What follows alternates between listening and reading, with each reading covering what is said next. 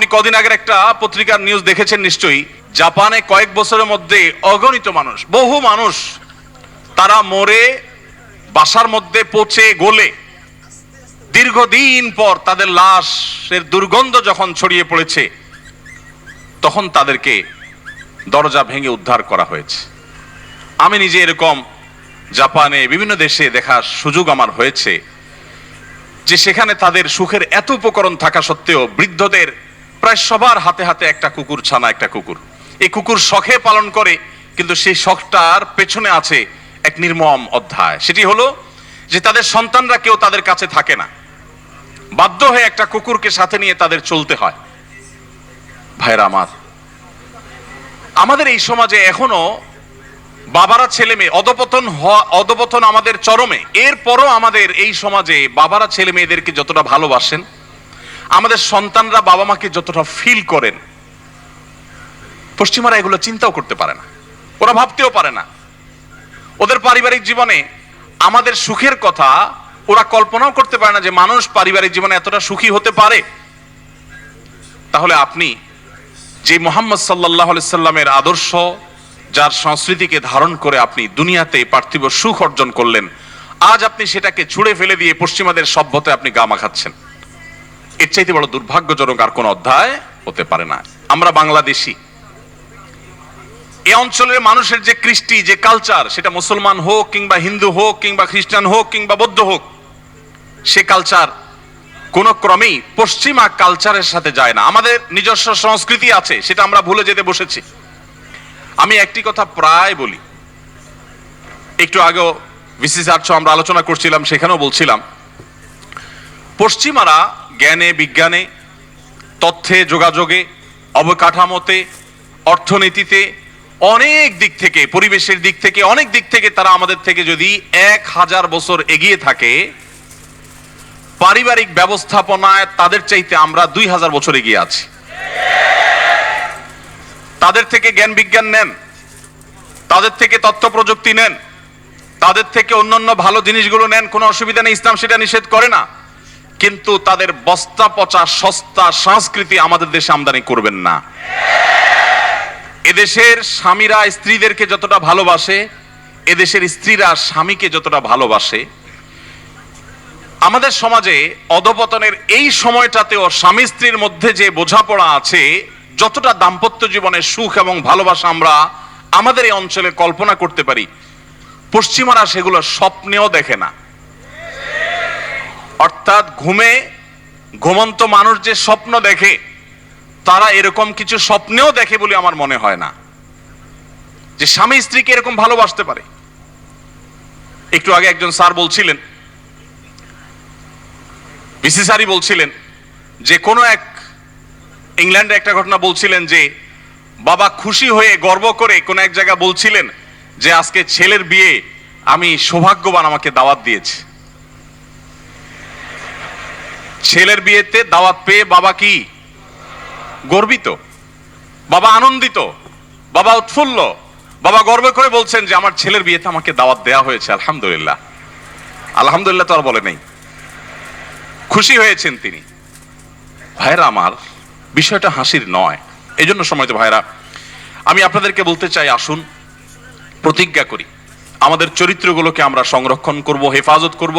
মনে রাখবেন, আপনি আপনার পার্থিব উন্নতি অগ্রগতির প্রয়োজনে, আপনার ক্যারিয়ারকে ভালো করবার জন্য এবং আল্লাহ রাব্বুল আলামিনের প্রিয় পাত্র হওয়ার জন্য, ভালো মুসলমান হওয়ার জন্য, সাহসী যুবক হওয়ার জন্য, সফল মানুষ হওয়ার জন্য, আপনার এই যৌবনের পুরো সময়টুকুকে সকল ধরনের অবৈধ সম্পর্ক থেকে, হারাম রিলেশন থেকে আপনাকে বাঁচিয়ে রাখতে হবে। এখনকার যুবকদের মধ্যে সেরকম যুবক পাওয়া সোনার হরিণ হয়ে গেছে, যে যুবক তার যৌবনকে দুশ্চরিত্র থেকে হেফাজতে রাখতে পারে। এরকম যুবক পাওয়া, এরকম যুবতী পাওয়া এখন সোনার হরিণ হয়ে গেছে। একটি কথা আমি বিভিন্ন জায়গায় বলার চেষ্টা করি, সেটি হলো, স্রোতের তালে গা ভাসানোর জন্য কোনো যোগ্যতার প্রয়োজন হয় না। যে কেউ স্রোতের তালে তালে গা ভাসাতে পারে। সমাজে সবাই যেটা করে, এটা করতে যোগ্যতার প্রয়োজন হয় না। স্রোতের বিপরীত দিকে হাঁটতে যোগ্যতার প্রয়োজন হয়, শক্তির প্রয়োজন হয়। অতএব আমরা কি স্রোতের তালে তালে চলবো না স্রোতের বিপরীতে চলবো? আল্লাহ তাআলা আমাদের সবার সমস্ত আমলগুলোকে কবুল এবং মঞ্জুর করুন। আমাদেরকে প্রিয় নবী সাল্লাল্লাহু আলাইহি সাল্লামের সেই তরুণ সাহাবীদের মতো আদর্শবান তরুণ হওয়ার তৌফিক দান করুন। ভাইরা আমার, নবী করিম সাল্লাল্লাহু আলাইহি সাল্লাম তরুণদের জীবনে তাদের চরিত্রহীনতা থেকে, দুশ্চরিত্র থেকে, জেনা ব্যভিচার থেকে বাঁচাবার জন্য তার যে আপ্রাণ প্রচেষ্টা ছিল, সে বিষয়ে আমি আর দীর্ঘ আলোচনা করতে চাই না, সময় অনেক গড়িয়ে গেছে। আপনাদেরকে শুধু এটুকু বলতে চাই যে আলী রাদিয়াল্লাহু তাআলা আনহু যেটা বলেছিলেন, বাকাইতু আলা শাবাবিন ক্বাদ তাওয়াল্লা ফায়া লাইতা শাবাব লানা ইয়াউদু, সেই আফসোস যেন আমাদের করতে না হয়। আপনি যদি কিয়ামতে আল্লাহর কাছে আর কিছু না নিয়ে যান, শুধুমাত্র এটুকু বলেন, আল্লাহ আমি শুধুমাত্র ঈমানের পর 5 ওয়াক্ত নামাজ পড়েছি, শিরক এবং বড় অপরাধগুলো থেকে, গুনাহগুলো থেকে বেঁচে থেকেছি, আর আমার তারুণ্যকে কোনো প্রকার কলঙ্ক থেকে মুক্ত রাখতে পেরেছি, আমার বিশ্বাস আল্লাহ রাব্বুল আলামিনের কাছে আপনি সাকসেস এবং সফল তরুণ হিসাবে, সফল মুসলিম হিসাবে দাঁড়াতে পারবেন। ডক্টর খন্দকার আব্দুল্লাহ জাহাঙ্গীর রহমতুল্লাহ আলাইহি বলতেন,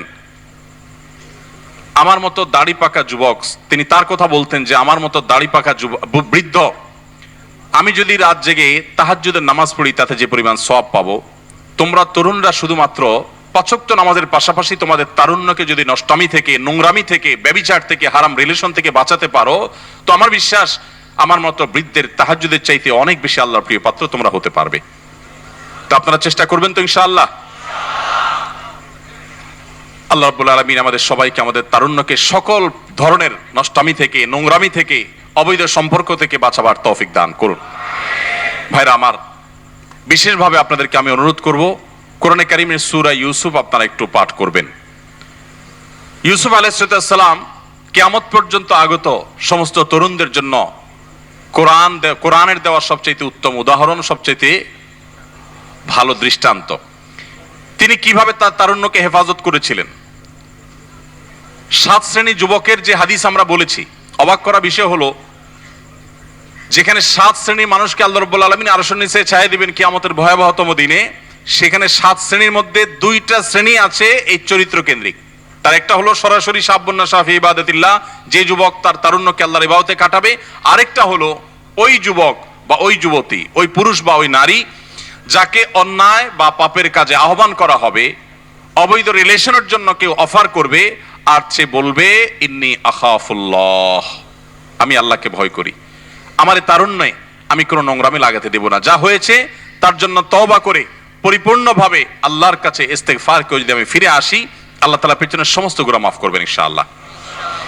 এবং নতুন করে যদি কেউ সংকল্প করে এবং তার তারুণ্যকে সে যদি হেফাজত করে, শুধুমাত্র এই হারাম অফারকে যদি কেউ ডিনাই করতে পারে, এই ঈমানি শক্তিটুকু কেউ যদি অর্জন করতে পারে, এই আমলের বিনিময়ে কিয়ামতের ভয়াবহতম দিনে সে আল্লাহর আরশের নিচে ভিআইপি প্যান্ডেলে স্থান পাবে ইনশাআল্লাহ তাআলা। আমরা সবাই চেষ্টা করব তো ইনশাআল্লাহ। সেই সাথে আপনাদেরকে বলতে চাই, প্রিয় নবী সাল্লাল্লাহু আলাইহি সাল্লাম তরুণদের মধ্যমপন্থী হতে উৎসাহিত করেছেন। আজ আমাদের তারুণ্যের একটা অংশকে আমরা দেখতে পাই তারা মধ্যম পন্থা থেকে বিচ্যুত হয়ে যাচ্ছেন। নবী করিম সাল্লাল্লাহু আলাইহি সাল্লাম সবসময় তরুণদেরকে মধ্যম পন্থা, সব বয়সী মানুষদেরকে, বিশেষভাবে তরুণদেরকে মধ্যম পন্থা অবলম্বন করার জন্য গাইড করতেন। অতএব আমরা মধ্যম পন্থা অবলম্বন করব, কোরআন এবং হাদিসের জ্ঞানে আমরা আলোকিত হওয়ার চেষ্টা করব, ভাই বোন মুসলিম না হয়ে ইসলামটাকে জানার চেষ্টা করব। বিশেষ করে আন্তর্জাতিক ইসলামী বিশ্ববিদ্যালয় চট্টগ্রাম বাংলাদেশের বেসরকারি বিশ্ববিদ্যালয়গুলোর ভিতরে এমন একটি বিশ্ববিদ্যালয়, যে বিশ্ববিদ্যালয়ের পরিবেশ, যার ভেতরের অংশ আমার ঘুরে ঘুরে দেখার সুযোগ হয়েছে, যেটা দেখার পর একজন রুচিবান মানুষের ভালো লাগা কাজ করবে, তার আনন্দ হবে, তিনি অভিভূত না হয়ে পারবেন না। এরকম একটি ক্যাম্পাস আলহামদুলিল্লাহ আপনারা পেয়েছেন। আমি আপনাদের প্রতি উদাত্ত আহ্বান রাখতে চাই, যারা বিশেষ করে জেনারেল সাবজেক্টগুলো নিয়ে পড়াশোনা করছেন, তাদেরকে বলতে চাই যে আপনারা ইসলামকে জানার এই সুবর্ণ সুযোগ হাতছাড়া করবেন না। মনে রাখবেন, আপনার কর্মজীবনে প্রবেশের পর আপনি শত চেষ্টা করলেও ইসলামকে সুন্দরভাবে, সঠিকভাবে জানার সুযোগগুলো আপনার জন্য এতটা অবারিত থাকবে না আপনার এই প্রিয় ক্যাম্পাসে যতটা আপনার জন্য সেটা আছে। অতএব আপনাদেরকে আমি বিনীতভাবে আহ্বান করতে চাই যে আপনারা ইসলামকে ভালোভাবে জানুন, জন্মসূত্রে মুসলিম না হয়ে জ্ঞানে, জেনে শুনে এবং কোরআন হাদিসের আলোকে মুসলিম হওয়ার চেষ্টা করুন।